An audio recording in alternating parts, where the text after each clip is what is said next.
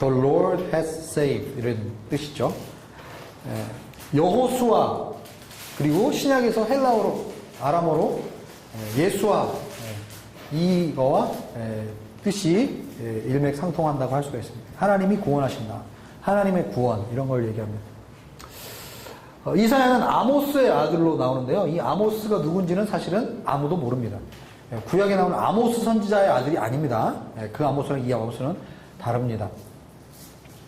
어쨌든 이 이사야는 성경에는 아니지만 전통적으로 교회 전통에서는 뭐라고 얘기하냐면 왕족이었을 것이다 이렇게 이야기를 합니다. 그러나 사실은 그것은 근거가 그렇게 100% 있는 것은 아닙니다. 대부분의 학자들이 그렇게 이야기하는 사람들이 많고요. 이사야의 아들들의 이름을 우리가 살펴보면 재밌습니다. 이사야 첫째 아들의 이름이 뭐죠? 스알야수.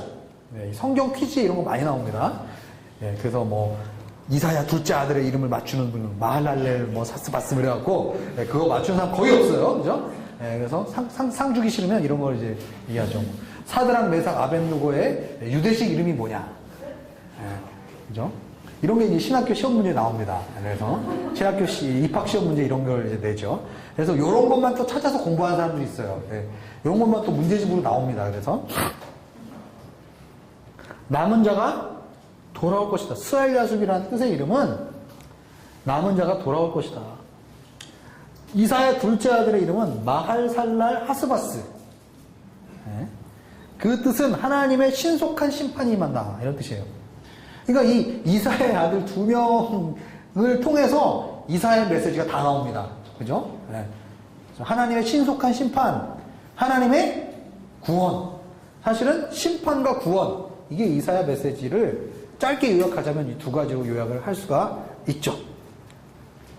자, 이사야의 구조를 한번 살펴볼까요? 보면 첫 번째 1장부터 35장까지는 심판에 대한 얘기입니다. 심판. 그런데 심판의 중간중간에 뭐가 나오냐면 약속이 들어가 있어요. 약속이 첨가된 심판이에요. 그러니까 무조건 막 깨고 부시고 막 이런 것만 나오지 않고 중간중간에 하나님의 회복의 약속들이 중간중간에 들어가 있어요. 그러나 메인 메시지는 심판입니다. 두 번째 역사적인 삽입구가 있어요. 이거는 역사에 나오는 스토리의 이야기입니다. 누구의 이야기죠? 히스기야 왕의 이야기입니다. 히스기야의 이야기. 36장에서 39장까지가 히스기야의 얘기가 있고요.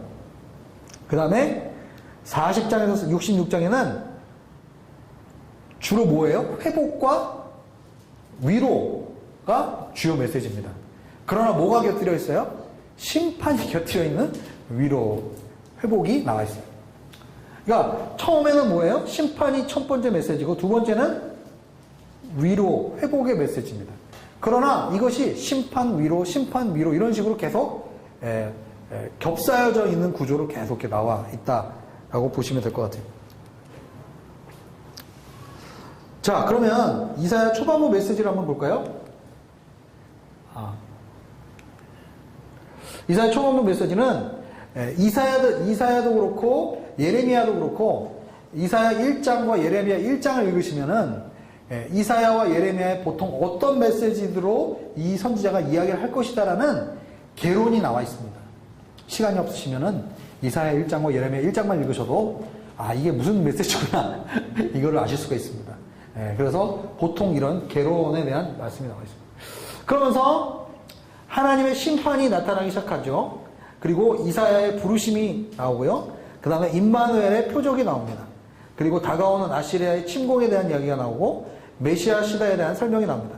제가 왜 이것을 이렇게 조금 세분화해서 요약을 했냐면 물론 사람마다 학자마다 다르죠. 이 요약한 내용 그 분할도 다르고 메시지도 다른데 제가 보여주고 싶었던 거는 심판, 부르심, 침공, 그죠? 메시아, 뭐죠? 심판과 희망, 심판과 약속, 심판과 회복, 이것이 다 이렇게 쌓여 있다라는 거예요. 그죠? 계속 반복적으로 이게 계속 심판만 나오는 게 아니라 그 중간에 회복에 대한 약속이 나오고, 그러다가 또 계속 심판에 대한 얘기가 나오다가 또 회복에 대한 얘기가 나온다라는 것을 제가 보여드리기 위해서 잠깐 쓴 겁니다. 자, 6장을 한번 볼까요? 이사야 6장에 보면은 이사야가 이제 위임받던, 아까 제가 얘기했죠.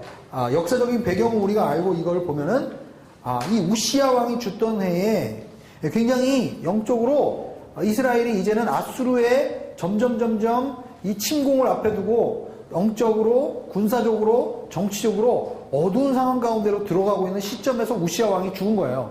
그죠? 네. 그래서 그때 이제 드높은 보좌에 앉으신 누굴 보았다? 여호와를 보았다. 그 옷자락이 성전 가득 채우고 있었는데 그분 위에는 누가 서 있었습니까? 스랍 천사들이 서 있었습니다. 그러면서 그들이 뭐라고 얘기했습니까? 거룩하시다, 거룩하시다, 거룩하시다. 어떤 학자들은 이렇게 얘기합니다. 이 거룩하시다, 거룩하시다 세 번 얘기했기 때문에 이거 삼위일체를 상징한다. 그리고 8절에 보면 내가 누구를 보낼까? 누가 우리를 위해 갈까? 그죠? 여기서도 우리라는 표현이 나오죠. 그래서 삼위일체를 이야기한다. 이렇게 이야기하는 학자들도 있습니다. 그러나 꼭 뭐 이렇게 그렇게 볼 필요는 없습니다. 왜냐하면 여기 스랍 천사들도 나와 있죠. 그죠? 하나님과 스랍 천사가 나와서 하나님께 얘기하고 있는 거기 때문에 꼭 성부, 성자, 성령이 아니라 여기에 나와 있는 우리들을 위해서 누가 갈까? 이렇게 해석해도 무리가 없습니다. 꼭 굳이 그걸로 표현. 그런데 거룩한 임재와 자신의 죄악성을 동시에 경험합니다. 그래서 이 6장을 보면서 우리는 부르심의 시작은 하나님의 임재와 회개로부터 시작한다 라는 것을 우리가 한번 생각해 볼 수가 있습니다.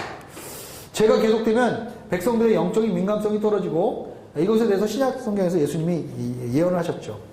자, 누가 우리를 위해서 갈고, 이 영적인 어두운 시대, 이 타락의 시대 가운데 누가 우리를 위해서 갈고 라고 주님께서 부르셨어요. 그럴 때 이사야가 주여 내가 여기 있나이다. 나를 보내소서. 그래서 9절 이후부터 9절부터 13절까지 하나님께서 이사야에게 말씀을, 이러한 메시지를 증거하라 이렇게 얘기합니다. 9절에 뭐라고 얘기합니까? 너는 가서 이 백성에게 말하여라. 듣기는 들어도 너희는 깨닫지 못할 것이며 보기는 보아도 너희는 알지 못할 것이다. 이 백성들의 마음을 둔하게 하고 귀를 어둡게 하고 눈을 감기게 하여라. 그들이 눈으로 보고 귀로 듣고 마음으로 깨닫고 돌아와 치료를 받을까 걱정이다. 오잉? 하나님이 이렇게 쫓아간다? 네. 그죠? 이거를 누가 이거를 인용하시죠? 예수님이 들어도 들어도 듣지 못하고 보아도 보지 못하고, 그죠? 이것을 예수님께서 이걸 인용을 하십니다. 이건 뭐냐? 결국은 나중에 이사야서 44장에 가면 왜 이들이 들어도 듣지 못하고 보아도 보지 못하는 게 나오죠. 왜냐하면 우상들을 섬기고 있기 때문에 그래요. 우상들은 살아있지 않기 때문에 들어도 듣지 못하고 보아도 보지 못합니다. 결국은 우상을 섬기는 민족, 죄악 가운데 있는 사람은 가장 먼저 뭐가 떨어지냐면 죄를 통해서 우리의 영적인 민감성이 사라지는 거예요. 그렇기 때문에 이사야가 지금 하나님께서 이사야에게 말씀하신 이 들어도 듣지 못하고 보아도 보지 못하는 메시지는 무엇입니까? 너희 가운데 우상을 제거하고 죄로부터 회개하라는 그런 메시지를 사람들에게 증거하여라 라는 그러한 뜻인 것이죠. 그런데 이것을 통해서 사람들이 다 멸망하고 심판을 받았다 할지라도 13절에 보면 뭐가 남습니까? 구루터기가 남아있죠. 구루터기. 남은 자들이 남아있다는 거예요.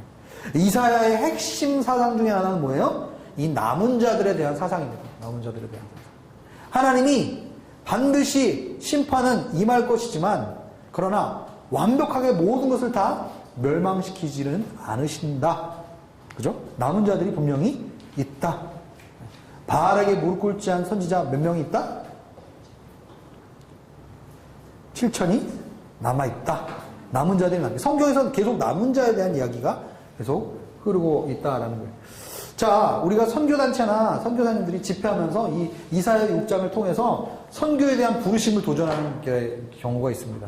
근데 이 이사야 6장은 선교에 대한 이야기입니까? 물론 뭐 큰 틀에서 보면 선교에 대한 이야기일 수 있습니다. 그러나 나를 보내소서, 이것이 선교사로서의 보내신다는 얘기가 아니에요. 어디로 보낸다는 거예요? 죄악이 있는 이스라엘에게 가서 하나님의 회개의 메시지를 증거하라, 전하라 라는 하나님의 부르심입니다. 그래서 이것을 선교까지 연결시켜서 열방으로 나를 보내서 이렇게까지 얘기하면은 너무 논리적인 비약이 크다라고 할 수가 있겠죠. 자, 이사야서 7장을 우리가 한번 살펴볼까요? 이사야서 7장을 보면은, 자, 7장 1절을 보면, 우시아의 손자이며, 그죠? 우시아 왕이 죽었죠, 그죠? 우시아 왕이 죽은 다음에, 우시아 왕의 손자이며 요담의 아들인 아하스 왕이, 그죠? 아하스 왕이 유다의 왕으로 다스릴 때, 그죠? 아람의 르신 왕과, 이게 시리아죠, 시리아. 아람 왕, 그죠? 예. 예. 우리 아람 자매가 태어난 곳이 아람. 예. 그래서 아람 자매 시리아에 꼭 한번 가봐야 돼요. 다메섹에 한번. 예. 그래서 아람 왕 르신과 이스라엘 왕 베가, 그죠? 이 사람들이 연합해서 전투하기 위해 어디에 온 거예요? 지금 예루살렘을 지금 치러 올라온 거예요. 그런데 그들은 예루살렘을 아직 정복할 수가 없었습니다. 다윗 왕실에 2절에 보면 아람이 에브라임의 진을 쳤다. 이게 무슨 아람이 뭐죠? 시리아죠. 그러면 에브라임은 뭘 상징합니까? 북이스라엘을 상징하는 거죠. 그러니까 아람 군대가 북이스라엘에 와서 유다를 공격하기 위해서 진을 쳤다라는 거예요. 그러니까 아하스와 그 백성의 마음이 마치 숲속의 나무들과리 바람 앞에서 흔들리는 듯이 했다라고 얘기합니다. 그러다가 이제 수알야숫 얘기가 나오죠. 그러면서 쭉 이제 7절에 보면 이렇게 얘기합니다. 주 여호와가 말한다. 그런 일은 일어나지 않을 것이다. 그런 일은 없을 것이다.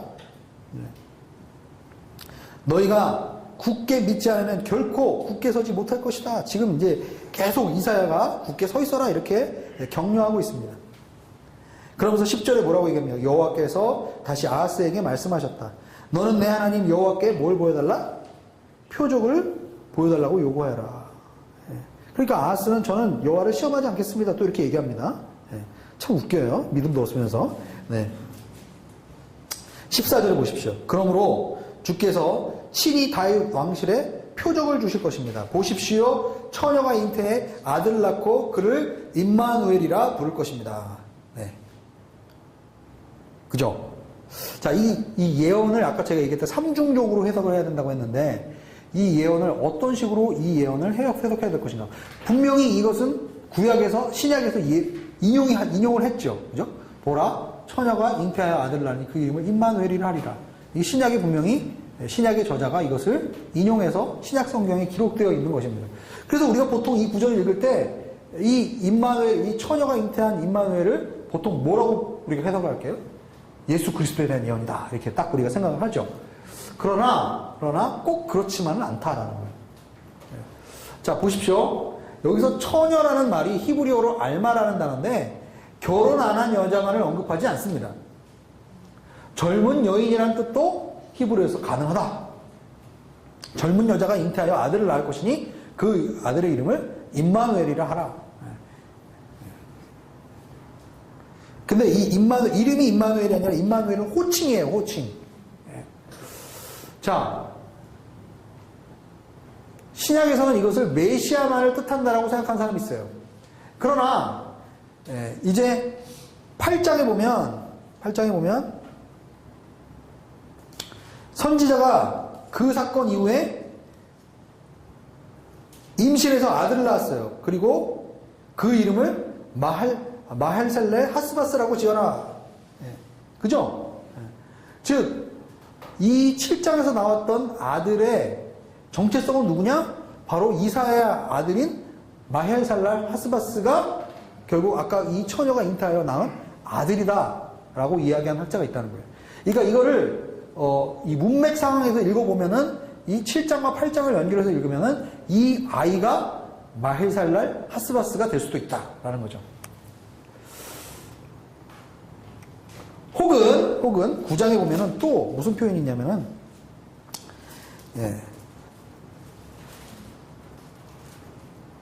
한 아이가 우리에게서 태어납니다. 그리고 그 아이가 그의 어깨에는 주권이 있고 그의 이름은 기묘자, 모사, 전능하신 하나님, 영원하신 아버지, 평화의 왕이라고 불릴 것입니다. 자, 이 9장에 나오는 이 우리에게 주신 이 왕은 누군가? 이거를 예수 그리스도로 우리가 볼 수도 있지만, 이것은 히스기야로 볼 수도 있습니다. 아하스의 아들은 누구죠? 히스기야입니다. 히스기야. 그래서 학자들 사이에 7장, 8장, 9장을 읽으면서 어떤 사람은 이 한 아이가 태어난 것을 이 이사야의 아들로 보는 사람도 있고 아하스의 아들인 히스기야로 보는 경우도 있습니다. 그러면 이것을 우리가 어떻게 해석을 해야 되느냐? 결국은 당시에 구약의 예언자들이 이야기했던 그 예언은 당시의 사회적인 맥락과 역사적인 상황 속에서 해석되어야 된다라고 얘기했죠. 그래서 사실은 이사야의 아들이든 히스기야든 이 아들이 결국 우리에게 표적이 돼서 이 영적으로 어두운 시대 가운데 하나님께서 우리를 보호하고 지키신다는 것에 대한 하나의 표적이 될 것이다 라고 이야기를 할 수도 있는 것입니다. 당시 문맥에도 보면은 이것이 무조건적으로 메시아에 관한 것으로 해서는 안 된다라는 거죠. 그러나 또한 어떤 편에서는 이것이 중의적인 뜻을 가지고 있다는 거예요.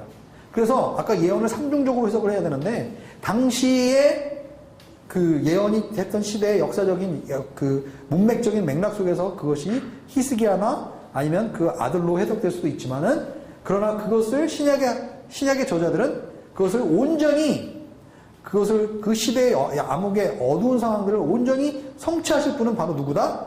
예수 그리스도로 보신 것이죠. 그래서 7장과 8장이 비슷하다, 7장과 9장이 비슷하다. 즉 이게 무슨 얘기냐면 결국은 8장에 나오는 이 이사야의 아들, 9장에 나오는 이 아하스의 아들을 언급하는 장면에서 비슷한 내용들이 이렇게 나와요. 그러나 이 8장과 9장에 나오는 이 모든 것들이 이 7장에 나오는 아이를 완벽하게 설명하지는 않습니다. 결국은 궁극적으로 이스라엘의 완전한 소망은 바로 예수 그리스도로 인해서 성취가 된다 라는 거죠. 그리고 나중에 이사야서 40장에서 66장에 나오는 하나님의 종이라는 개념과도 연결이 된다 라는 것입니다. 결국 메시아에 대한 예언이기도 하지만 그러나 당시의 그 사회 가운데서 그 아들의 출생을 통해서 어떻게 그렇게 그것이 성취되었는가 이것을 함께 역사적인 맥락 가운데서 살펴보아야 한다라는 것입니다.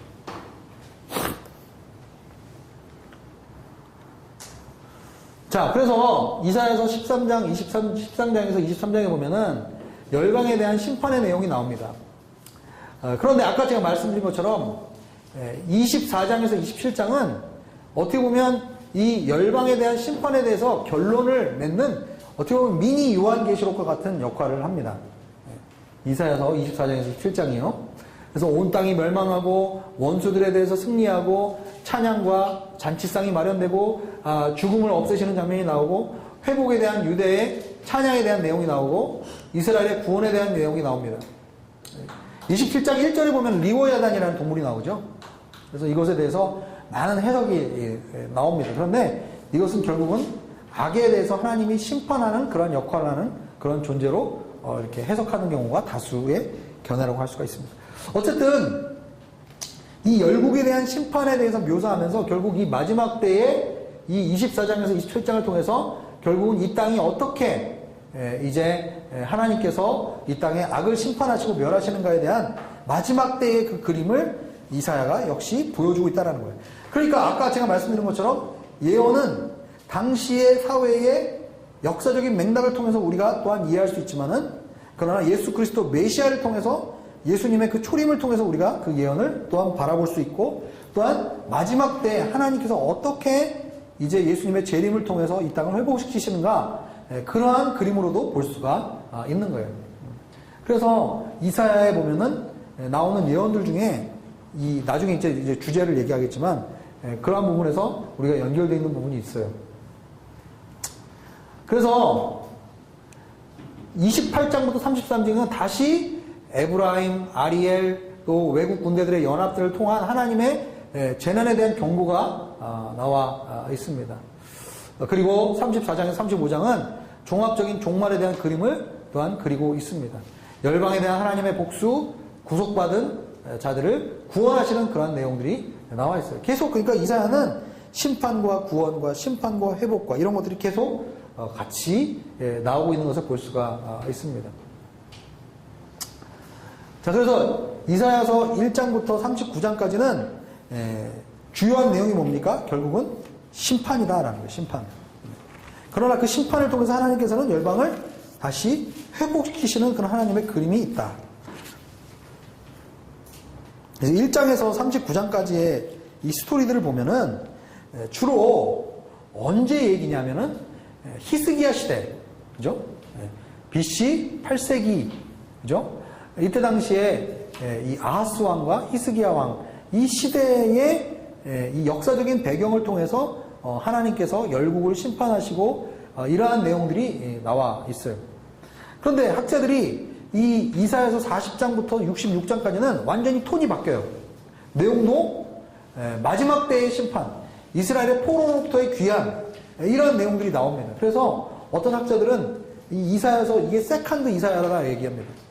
그래서 나중에 포로로 끌려가서 이제 희망을 얘기하면서 이사야의 제자들이, 이사야의 이 선지자의 사역에 영향을 받았던 후대 제자들이 이것을 기록했다라고 보는 사람도 있어요.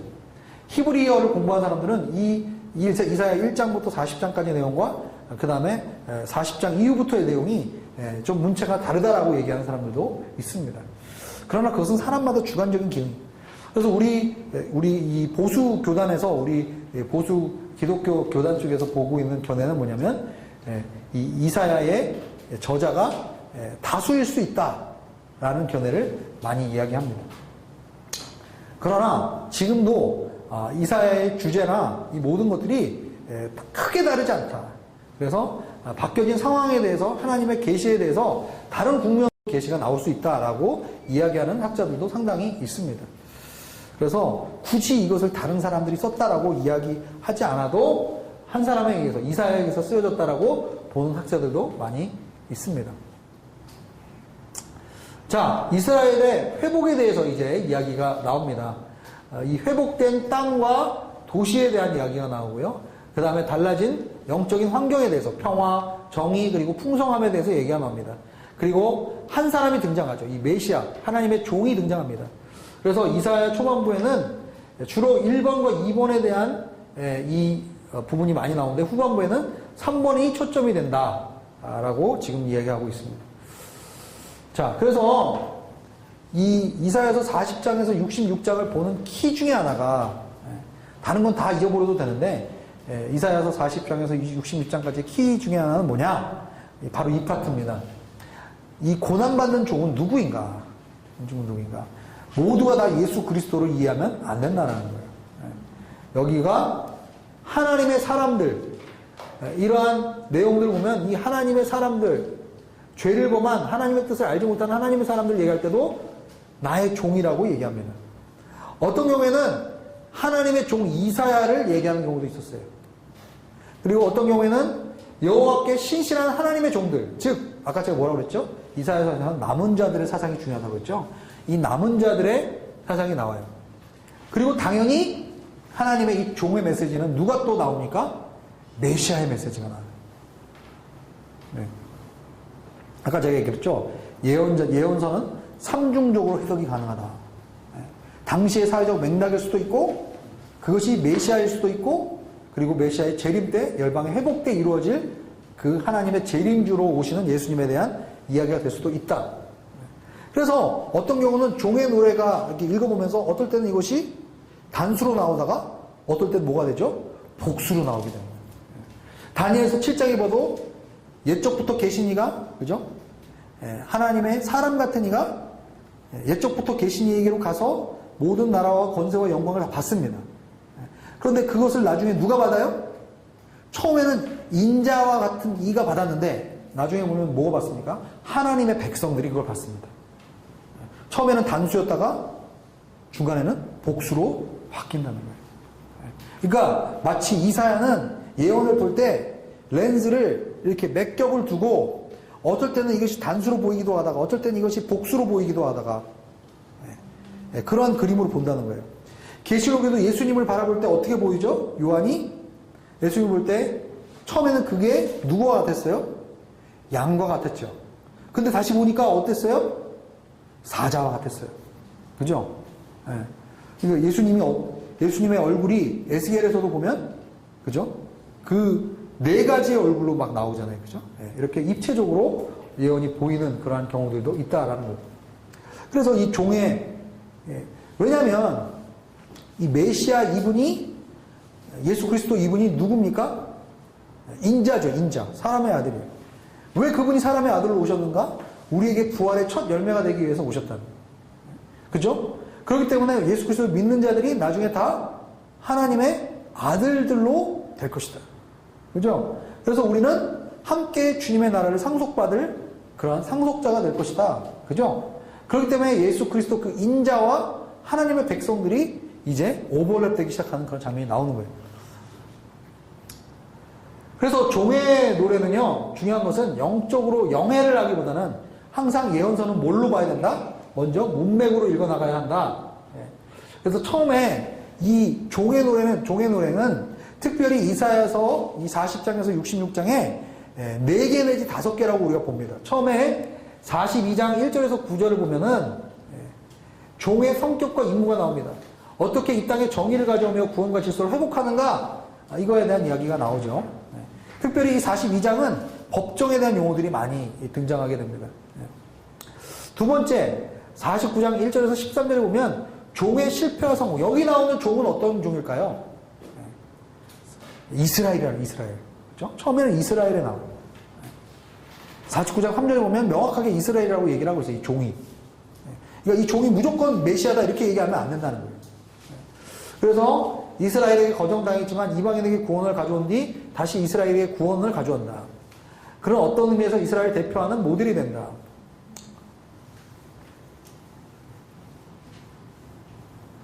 자, 그래서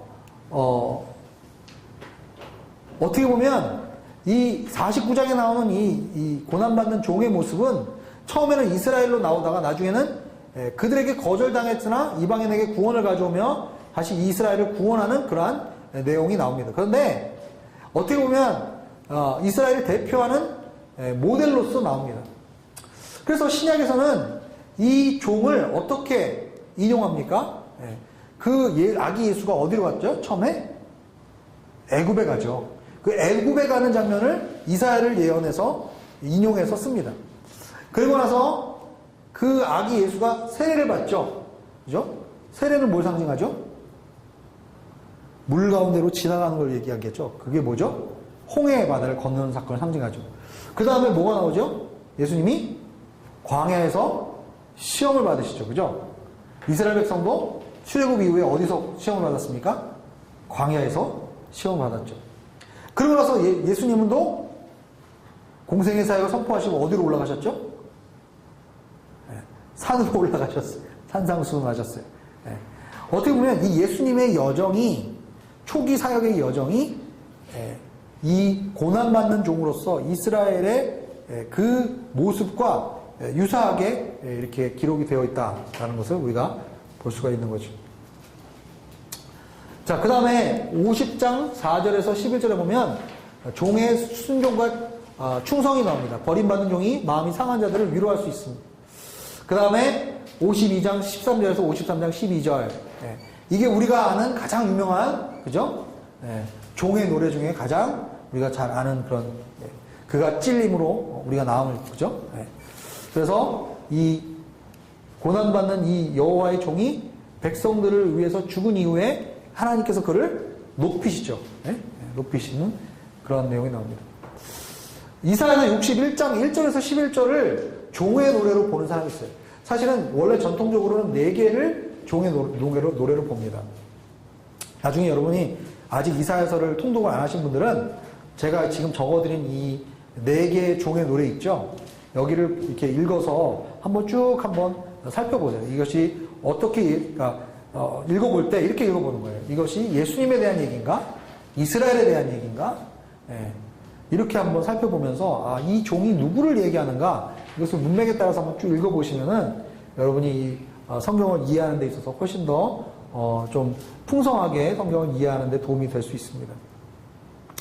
종이라는 언급이 직접 없어요. 그러나 이 종의 노래에 등장하는 영이라든지 의라는 이런 단어들이 이전에 종과 연결되어 나타났기 때문에 종의 노래라고 볼 수 있다. 메시아의 희년을 가져오기 위해 종은 기름 부음을 받습니다. 그리고 백성들이 회복되면서 땅으로 돌아오는 그러한 이야기가 나와 있죠. 누가복음 4장에 보면 예수님께서 이 이사야서 61장을 인용해서 기록하십니다. 그러면서 희년, 메시아가 가져오는 희년에 대해서 이야기하시죠. 이스라엘의 회복은 종의 고난, 죽음, 들려올림, 즉 이전에 있었던 이 종의 노래들을 통해서 이미 종이 걸었던 그 고난의 길을 통해서 이스라엘이 결국은 이 종에 의해서 회복될 수 있다는 것을 우리에게 암시하고 있습니다. 결국은 그 종은 이스라엘의 높임을 받고 열방의 복의 근원이 되는 그러한 역사들이 일어나게 된다라는 것을 이사야서는 우리에게 이야기해 주고 있습니다.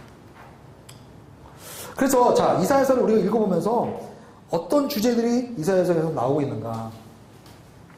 이런 내용들은 대부분 구약 개론 교과서들에 보면 다 나오는 내용들입니다.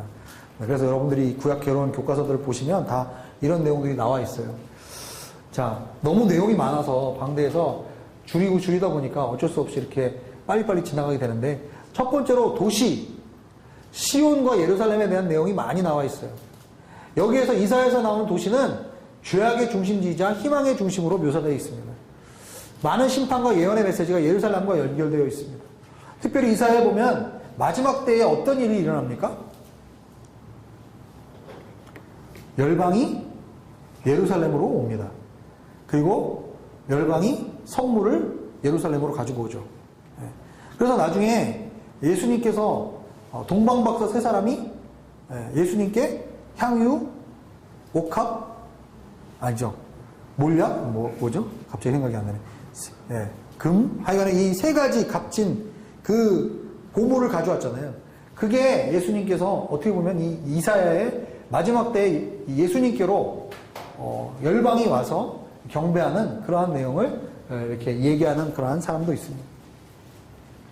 이스라엘의 거룩한 이라는 표현이 나오죠.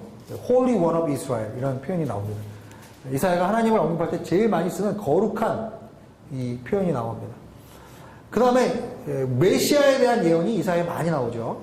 그래서 종과 왕으로 나옵니다. 아까 얘기했지만 예수님은 옆에서 볼 때는 사자 같고 또 다르게 보면은 어린 양과 같다라고 얘기했죠.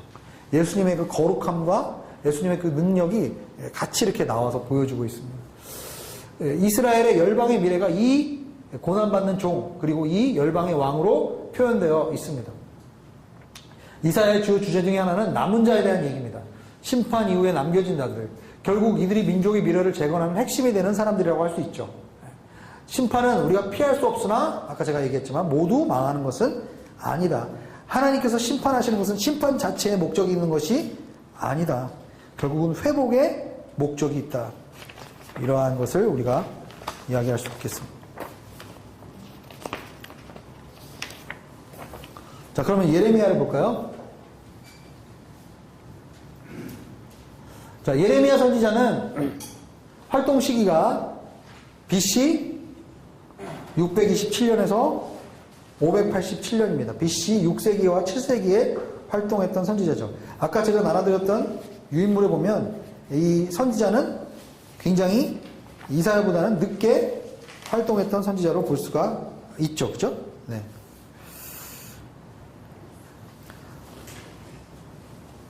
여기도 역시 누가 죽습니까? 아까는 우시야 왕이 죽었는데 여기는 누가 죽어요? 요시야 왕이 BC 609년에 죽습니다. 요시야 왕은 어떤 왕이죠? 개혁을 했던 왕이죠. 어떻게 보면 유다에게 마지막으로, 그죠? 하나님 앞에 잘 서 있었던 마지막 왕이라고 할 수가 있습니다.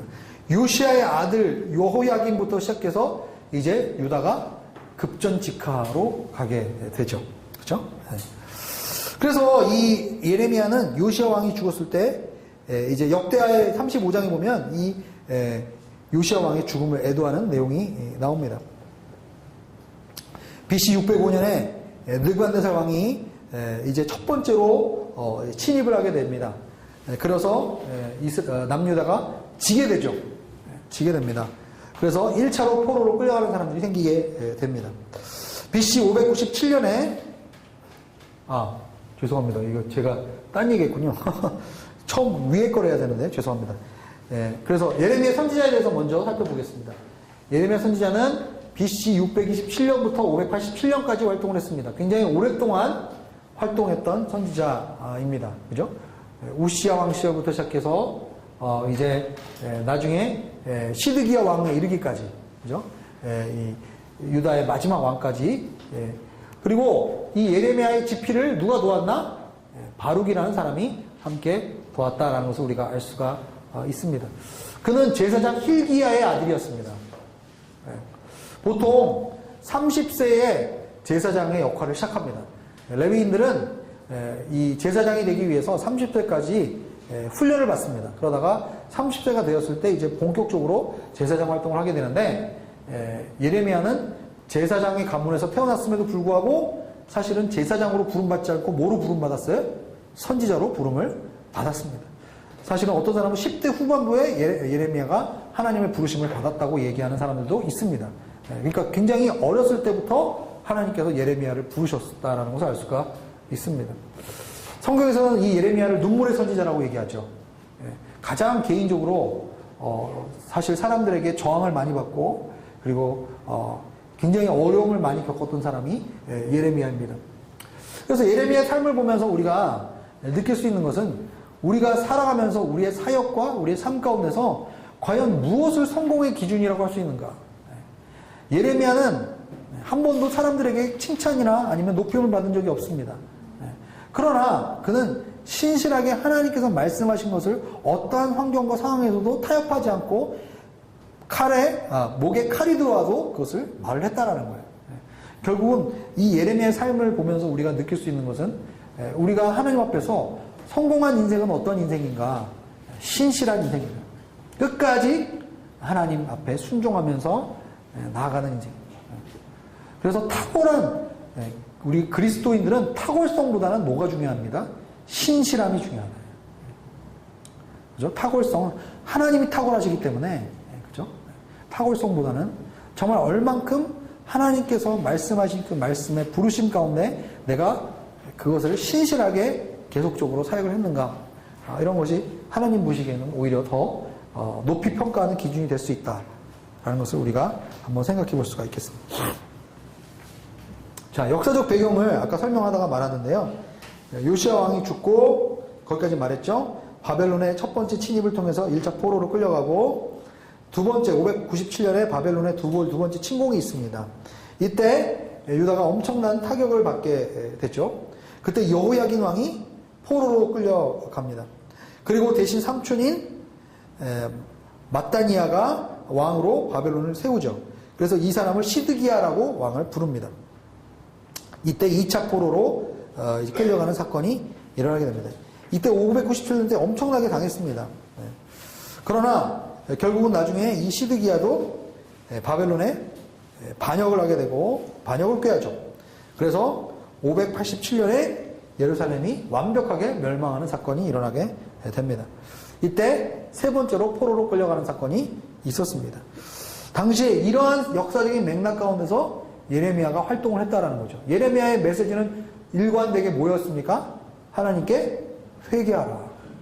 하나님께 돌이키지 않으면 너희는 누구에 의해서? 바벨론에 의해서 멸망을 당할 것이다. 근데 당시에 이스라엘 백성은 누구를 의지하려고 했어요? 애국을 의지하려고 했죠. 계속 우리가, 그죠? 한쪽이 커지면 이스라엘 백성은 다른 강대국을 의지해서 그것을 이기려고 했다는 거예요. 근데 하나님이 보시기엔 그것은 올바른 방식이 아니었다. 결국 사람을 의지해서, 주변 나라를 의지해서 절대로 그 왕국이 지속될 수가 없다. 이렇게 얘기한 거죠. 자, 예레미야의 구조를 한번 살펴볼까요? 예레미야는 첫 번째 제가 예레미야 1장이 예레미야가 앞으로 어떤 메시지를 증거하게 될 것인지 개론의 역할을 한다라고 말씀드렸죠. 그래서 1장을 한번 살펴보면 좋다. 그래서 예레미야가 유다의 슬픈 상황을 묘사했고 예레미야가 사람과 하나님과 더불어 갈등한다. 이게 무슨 얘기냐면 계속 지금 예레미야의 예언에 대해서 태클을 거는 사람들이 나오는 거예요. 예레미야가 공격을 받아요. 그래서 하나님 앞에 왜 나를 이렇게 부르셨나요? 이렇게 갈등하고 예레미야가 몸부림치는 장면이 나옵니다. 그리고 나서 예레미야는 특별히 이스라엘, 특별히 유다의 지도층에 대해서 굉장히 대면하고 이들을 도전하고 이들에 대한 하나님의 징계에 대해서 말씀하죠. 그러다가 갑자기 예레미야 30장에서 33장에 보면 뭐가 나옵니까? 하나님의 위로의 메시지가 나옵니다. 위로의 메시지. 특별히 뭐에 대한 약속이 나오죠? 새 언약에 대한 하나님의 말씀이 나옵니다. 그 다음에 34장부터 39장까지는 예루살렘 리더십의 실패, 즉 어떻게 이제 마지막에 이 예루살렘이 망하게 되는가, 이러한 것에 대한 내용이 쭉 나오게 됩니다. 그리고 나서 40장에서 45장에 보면 무너진 이후의 예루살렘에 대한 얘기가 나오고요. 그 다음에 이사야에서도 나온 부분들이 있는데 결국은 민족들에 대해서 하나님이 어떻게 그들을 심판하실 것인가에 대한 이야기가 나옵니다. 그러면서 맨 마지막에 예루살렘의 멸망을 다시 한번 회상하는 그러한 부록과 같은 장면이 나옵니다. 복잡하게 얘기를 했는데요. 결국은 이제 이 초반부, 즉 2장부터 29장까지는 뭘 얘기합니까?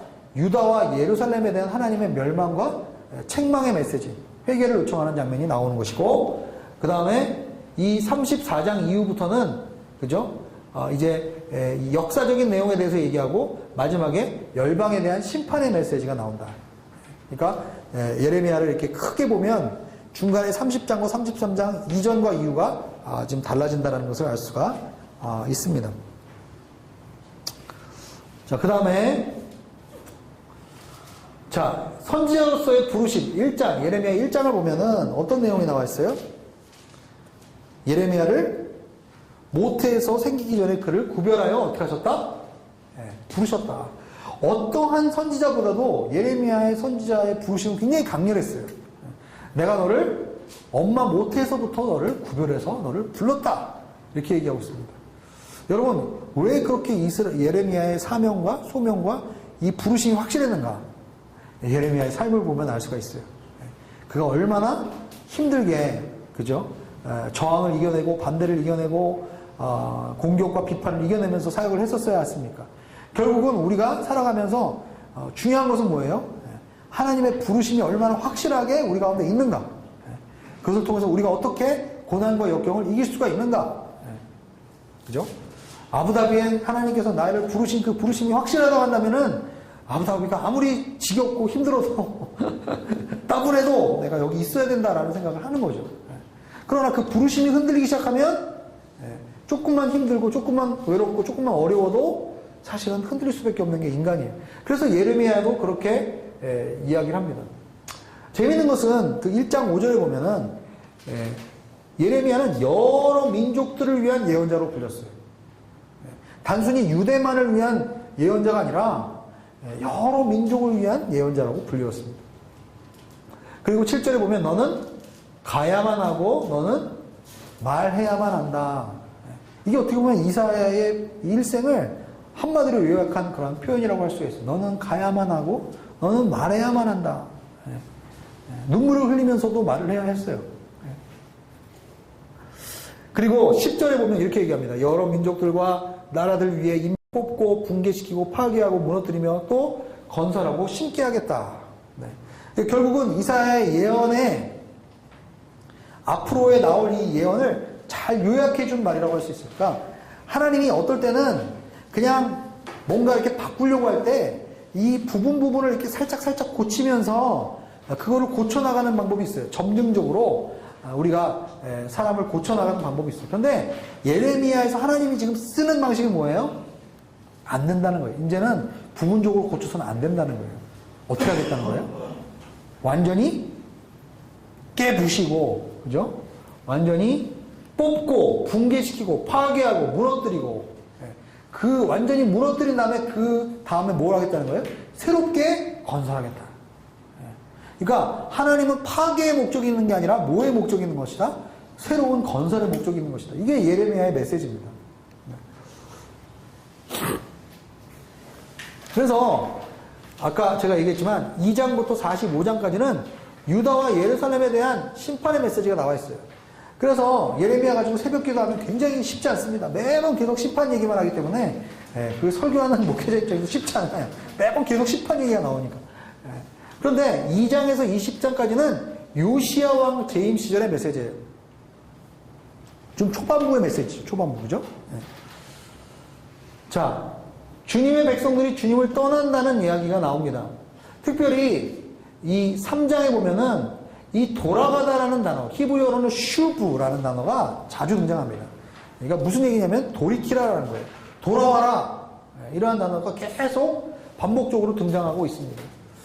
특별히 하나님을 어떻게 표현합니까? 남편, 친구, 아버지 그러한 관계에 대해서 배신하고 너희가 이제 그 하나님을 버렸다라는 것이죠. 결국은 사람들의 회개를 촉구하는 것에 목적이 있었다라는 것을 알게 됩니다. 자, 임박한 심판 전에는 반드시 회개해야 된다. 그래서 3장에서 6장까지 이런 내용들이 나와 있는데 특별히 여기서는 마음에 대한 강조가 많이 나옵니다. 특별히 이 예레미야 선지자는 중요한 것은 마음을 돌이켜야 된다. 그러니까 마음이 주님께로 떠나 있다라는 걸 얘기하는 거예요. 왜 이스라엘 사람들이, 왜 유대 사람들이 심판이 임하지 않을 것이다 라고 믿었냐면은 예루살렘에 성전이 있었기 때문에 하나님이 그 성전만은 건드리시지 않을 것이다. 우리가 성전에 예배가 있기 때문에 그 예배를 드리는 그 성전의 예배 때문에 우리를 그렇게 성전까지 부숴서 이렇게 멸망시키지는 않을 거다라고 생각한 거예요. 그러나 예레미야는 뭐예요? 하나님은 그런 것도 하실 수 있다. 붕괴하고 뽑고 무너뜨리고 다 부술 수 있다라고 지금 말하는 거예요. 중요한 것은 성전에서 드려지는 그 외형적으로 드려지는 예배의 활동이 중요한 것이 아니라 너희들의 마음이 중요해요. 마음이 하나님을 배신하고 떠나 있다라는 것을 예레미야는 계속 상징하고 있습니다. 그리고 특별히 이스라엘의 리더들이 타락했다라는 것에 대해서, 그래서 리더들의 회복이 중요하다라는 거예요. 특별히 예레미야 3장 14절에서 18절에 보면 하나님께서 그 가운데서도 어떻게 회복하실 것인가, 하나님의 백성과 전 세계 열방을 위한 그 시온을 중심으로 해서 회복하게 될 것이다. 유대와 이스라엘이 나중에는 동행해서 합치게 될 것이다. 새로운 리더십이 일어나게 될 것이다. 이러한 예언들을 하게 됩니다. 예레미야 3장 한번 잠깐 볼까요?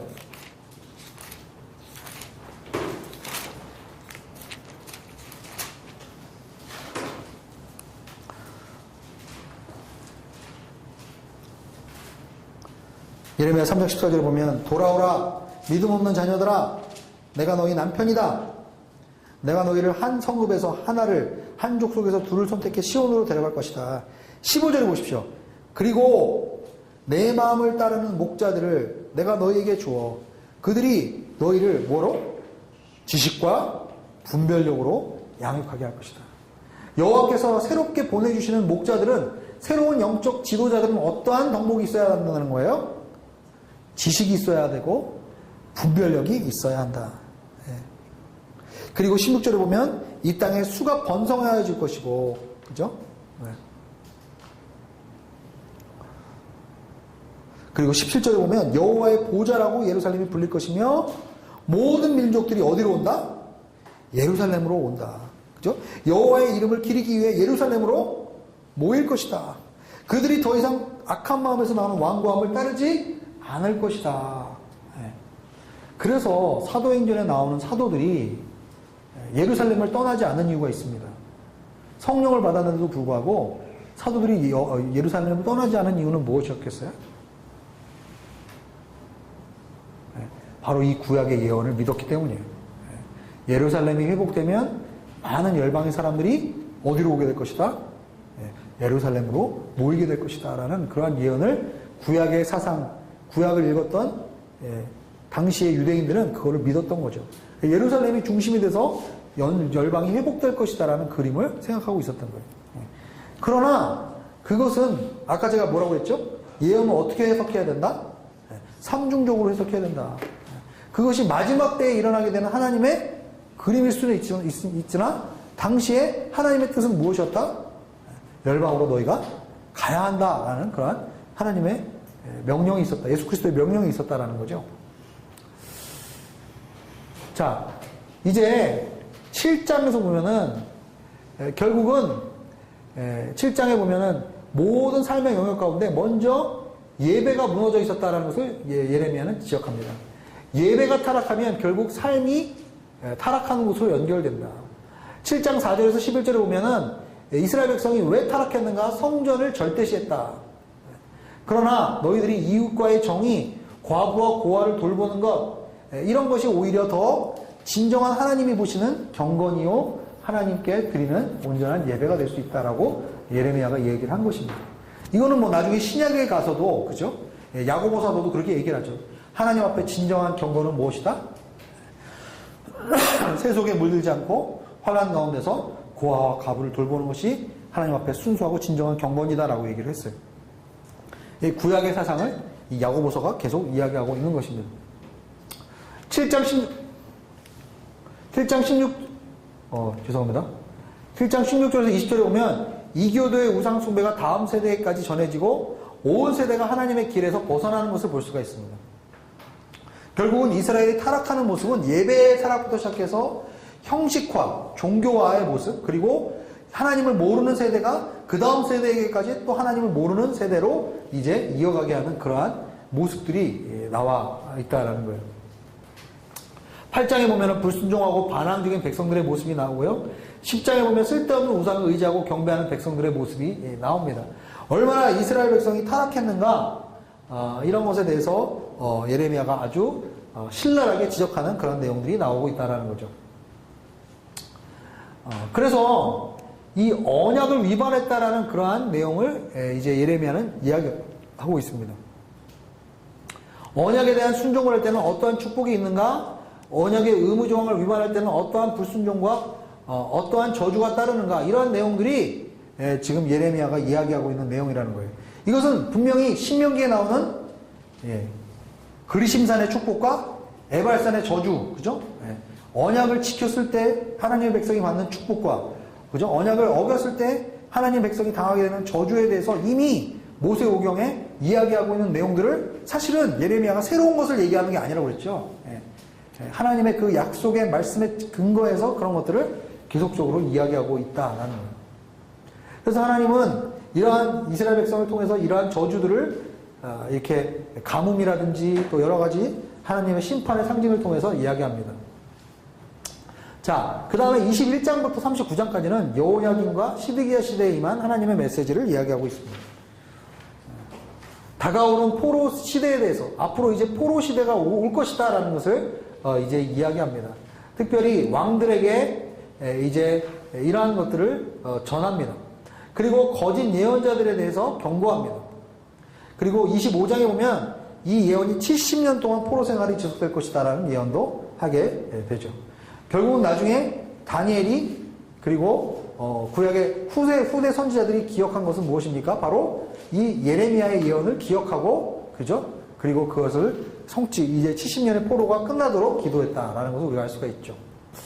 그래서 이제 이 26장에서 29장에 보면은 이 엄청나게 예레미야가 당대의 사람들과 이제 갈등하는 그러한 모습을 우리가 보게 됩니다. 특별히 예레미야 29장에 보면 우리가 1년에 한 번씩 이 말씀을 저희가 나누지 않습니까? 이게 뭐죠? 그 원수의 땅에서 밭을 가꾸고 자식을 낳아서 키우고 그리고 이 성읍의 평안과 번영을 위해서 기도하라. 그 내용이 나오죠. 그러니까 너희가 포로로 끌려가서 금방 돌아오지 않을 것이다. 그죠? 꽤 오랜 시간 동안 있게 될 것이다. 그러나 있는 곳에서 너희는 축복의 통로가 되어야 한다. 이렇게 말씀하고 있는 것이죠. 자, 그러다가 이제 예레미야를 이제 나누게 되는 가장 중요한 시점에서 미래의 회복에 대한 메시지가 30에서 33장에 나옵니다. 특별히 전체적으로 30장 1절에서 3절에 보면은 결국은 포로 상태에서 해방되어서 그 땅으로 돌아오게 되는 것이다. 지금 예레미야가 얘기하는 이러한 저주와 심판과 이런 하나님의 이 책망, 그리고 이 예루살렘이 망하게 될 것이다라는 이 모든 메시지에는 결국은 하나님께서 다시 포로 상태에서 그들을 해방시켜서 그 땅으로 돌아오게 하는 그러한 하나님의 의도가 있다. 특별히 새 언약에 대해서 얘기합니다. 31장 31절에서 40절, 여기에 특별히 새 언약에 대한 메시지가 나오죠. 에스겔서 36장에도 나오고요. 그리고 이사야서의 고난받는 종에서도 결국은 새 언약에서 회복되는 그러한 내용들이 나옵니다. 이 새 언약의 속성을 잘 설명하는 것은 예레미야 31장 33절에서 34절의 내용을 우리가 보면은 이 새 언약의 속성에 대해서 잘 알 수가 있습니다. 잠깐 볼까요? 예레미야 31장 33절에서 34절. 여호와의 말이다. 이것이 내가 그날들 후에 이스라엘의 집과 맺을 언약이다. 내가 내 율법을 그들의 생각 속에 주고 그들의 마음에 기록할 것이다. 그리하여 나는 그들의 하나님이 되고 그들은 내 백성이 될 것이다. 여기 보면 이 언약의 공식이 나와 있어요. 나는 그들의 하나님이 되고 그들은 내 백성이 될 것이다. 이것은 계속적으로 구약에서 하나님께서 하나님의 백성과 언약을 맺을 때 항상 언약을 나타내는 그러한 말입니다. 나는 너의 하나님이 되고 너는 나의 백성이 될 것이다. 네. 그리고 각자 자기 이웃에게 혹은 자기 형제에게 더 이상 여호와를 알라라고 하지 않을 것이다. 이는 가장 작은 사람들로부터 가장 큰 사람까지 그들 모두가 나를 알 것이기 때문이다. 내가 그들의 죄를 용서하고 그들의 죄를 더 이상 기억하지 않을 것이다. 여호와의 말이다. 네. 결국은 구약에서 지속적으로 언약이 아브라함의 언약부터 시작해서 시내산 언약, 모압 언약, 다윗 언약, 그리고 이 새 언약을 통해서, 그렇죠? 새 언약이 이제 마지막 구약에서 나오는 어떻게 보면 신약과 이 다리를 연결해주는 그러한 언약이 새 언약의 내용입니다. 결국 이 새 언약은 누구를 통해서 성취되어집니까? 온전하게? 예수 그리스도의 십자가의 사역을 통해서 성취가 되어집니다. 십자가를 통해서 예수님께서 십자가에서 우리의 죄를 도말하시고 그리고 성령께서 우리 안에 내주해서 하나님의 율법을 우리 마음 가운데 새롭게 쓰시는 그러한 일들을 통해서 이것이 성취가 된다라는 거예요. 그런데 이 모든 것에 마음에 초점을 두고 있다. 이 예레미야는 마음이라는 단어가 굉장히 중요해요. 마음이 계속 나와요. 우리의 마음에 하나님께서 율법을 쓰실 것이다. 결국 겉으로 드러나는 이 종교적 행위가 아니라 당신의 이 마음이 어떠한가를 지금 계속 강조하고 있습니다. 그러면서 이제 31장으로 넘어가면 예루살렘이 회복되고 약속이 확실하다는 것을 이야기합니다. 특별히 32장에는 이 약속에 대해서 다시 한번 설명하고 반복하는 내용들이 나옵니다. 그리고 약속이 마지막으로 확인되어지고 이 다윗의 언약과 연결되어 있다. 즉 다윗에게서 한 가지가 나오고 다윗의 보좌에 앉을 사람에 대한 이야기가 나옵니다.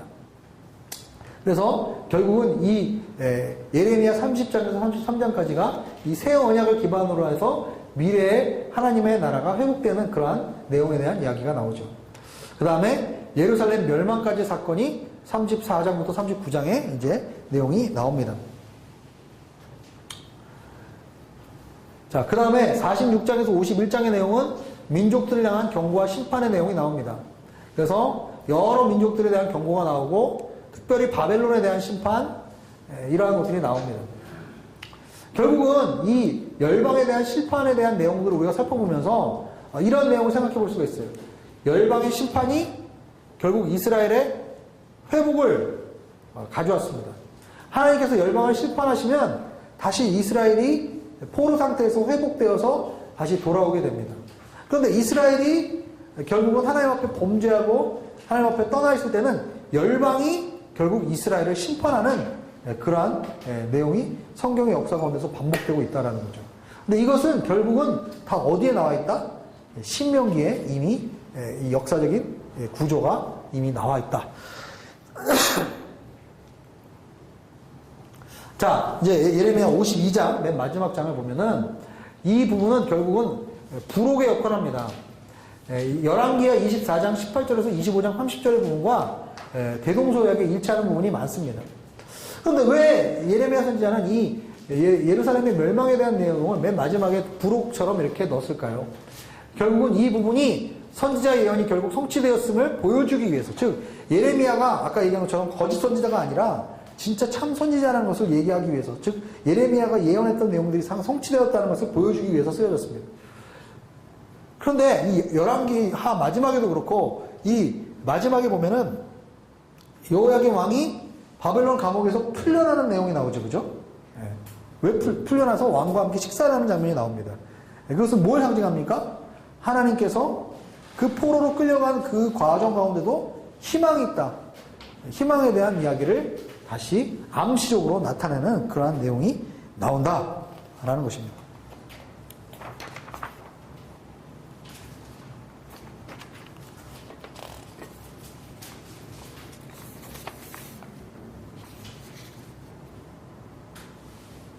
자, 그럼 마지막으로 예레미야의 주제에 대해서 한번 살펴볼까요? 예레미야는 어떠한 내용의 주제가 가장 나와 있는가? 그죠? 예레미야는 가장 많이 나와 있는 게 하나님의 뭐죠? 심판이에요. 왜 이스라엘 백성이 심판을 받았는가? 결국은 모세의 언약을 지키지 못했기 때문에 그 언약을 지키지 못할 때는 약속했던 저주를 받게 된다 하는 것이죠. 그리고 예레미야에서 가장 많이 등장하는 동사는 돌아오라, shuv, return, 돌아오라. 그 다음에 성전에 대한 얘기가 많이 나와요. 이 성전에서의 예배의 의미를 유대인들은 절대적으로 생각했습니다. 그러나 삶과 분리된 예배의 의미는 없다. 그죠?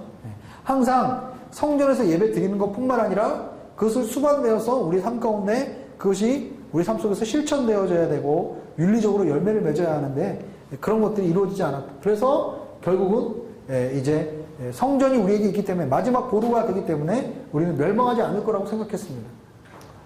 그 다음에 이 새 언약에 대해서 거의 석 장에 걸쳐서 새 언약에 대해서 설명을 하고 있죠. 그래서 구약에서 새 언약에 대해서 가장 자세하게 설명하고 있는 책이 또한 예레미야이기도 합니다. 나중에 미래의 예루살렘의 회복에 대한 그러한 메시지도 나와 있습니다. 자, 일단은 예레미야의 메시지는 심판의 메시지다. 그러나 그 가운데서 이스라엘 백성이 왜 심판을 받을 수밖에 없었는가? 그리고 앞으로 미래에 어떠한 회복에 하나님께서 언약을 우리에게 주실 것인가? 이런 부분에 대한 메시지가 기록되어 있다라고 할 수가 있습니다. 오늘 선지서를 통해서, 선지자 예언서를 통해서 우리가 기억해야 되는 몇 가지 중요한 사항들이 있습니다. 첫 번째는 예언은 뭐다? 두 가지다. 그죠? 미래를 향한 하나님의 계획과 하나님의 뜻을, 비전을 나타내기도 하지만 당시의 그 시대 가운데 하나님께서 말씀하시고자 하는 그 바들을 말하는 것이었다. 예레미야 선지자가 대표적인 거죠. 대표적인 케이스죠. 미래에 대한 것보다는 뭘 많이 얘기하셨어요? 이스라엘 백성의 돌이킴과 회개에 대한 요청이 더 많았다라는 거예요. 예언은 어떻게 해석되어져야 된다? 당시 역사적 맥락, 메시아, 마지막 때 예수님의 재림에 관련돼서 삼중적으로 해석을 해야 한다. 이러한 맥락에서 우리가 그 선지서를 바라봐야 한다. 자, 여기까지 오늘은 하겠습니다. 시간을 다음 주에는 에스겔서와 다니엘서를